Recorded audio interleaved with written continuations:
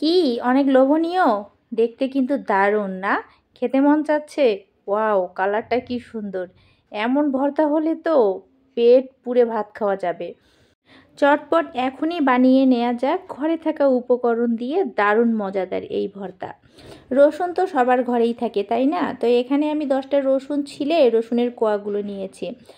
এখন দিয়ে দেব রান্নার তেল, আর এই রসুনগুলো রান্নার তেলে ভেজে নিব। 4 থেকে 5 মিনিট পর এখানে আমি দিয়ে দেব 3টে শুকনো মরিচ। তো এখানে আমি 10টা রসুন দিয়েছি আর শুকনো মরিচ দিয়েছি 3টা। এই এতটুকুতেই অনেক পরিমাণে ঝাল হয়ে যাবে। আবার এখানে আমি পরে কাঁচা মরিচ ব্যবহার করব। ভাজার সময় কি সুন্দর যে একটা ঘ্রাণ বের হবে রসুন আর শুকনো মরিচ, ওয়াও, মনে হয় এখনই খেয়ে ফেলি।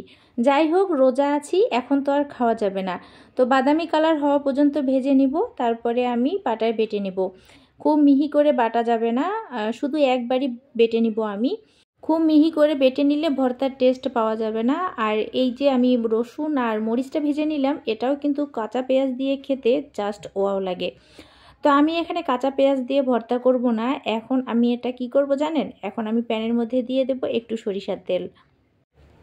তারপরে এখানে আমি 4টে পেঁয়াজ কুচি করে কেটে নিয়েছি, সেটা দিয়ে দেব। তো পেঁয়াজটা যখন হালকা ভাজা হয়ে যাবে, তো অর্ধেক পেঁয়াজ কুচি আমি এখন তুলে নেব। বেশি অর্ধেকটা পরিমাণ তুলে নিব, আর কিছুটা পরিমাণ পেঁয়াজ রেখে দেব। আর বাকি প্যানের মধ্যে যে পেঁয়াজটা থাকবে এখানে আমি দিয়ে দিব একটা টমেটো।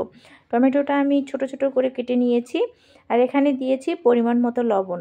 লবণ দেওয়ার পর টমেটো থেকে কিছুটা পানি ছেড়ে দেয়, তাও আমি উপর থেকে অল্প পরিমাণে কিছুটা পানি দিয়ে দিব টমেটোটা সেদ্ধ হওয়ার জন্য।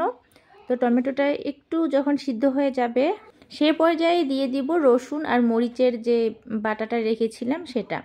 তো দেওয়ার পরে কিছুক্ষণ খুব ভালো করে কষিয়ে নিব।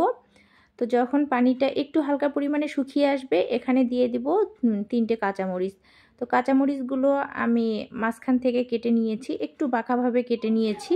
এ পর্যায়ে দিয়ে দেব যে ভেজে রেখেছিলাম পেঁয়াজটা, সেই পেঁয়াজের বেরেস্তাটা দিয়ে দেব। দেওয়ার পরে আবার কিছুক্ষণ কষিয়ে নিব। ব্যাস, হয়ে গেছে। ভালো করে কষিয়ে নেব তেল ছেড়ে দেওয়া পর্যন্ত। তো তেলটা ছেড়ে দিয়েছে, আমার ভর্তাটা রেডি হয়ে গেছে। তো এমন রসুনের ভর্তা কে খেয়েছেন? এই রসুনের ভর্তাটা যে কি মজা লাগে খেতে। টমেটো ছাড়াও এই ভর্তাটা করা যায়, কিন্তু টমেটোটা এই ভর্তার টেস্ট আরও দ্বিগুণ বাড়িয়ে দেয়। টমেটো দিলে একটু টক টক লাগে খেতে, দারুণ লাগে। তো ভিডিওটা যদি ভালো লেগে থাকে লাইক কমেন্ট করে পাশে থাকবেন, আর ছোট্ট একটা কাজ করবেন, ফলো বাটনে ক্লিক করে দিবেন। এই রমজান মাসে রোজা থেকে খাবারের ভিডিও তৈরি করতে কি পরিমাণ যে কষ্ট করতে হয়। আজকে এখানেই বিদায় নিচ্ছি। সবাই ভালো থাকবেন, সুস্থ থাকবেন। আল্লাহ হাফেজ, আসসালামু আলাইকুম।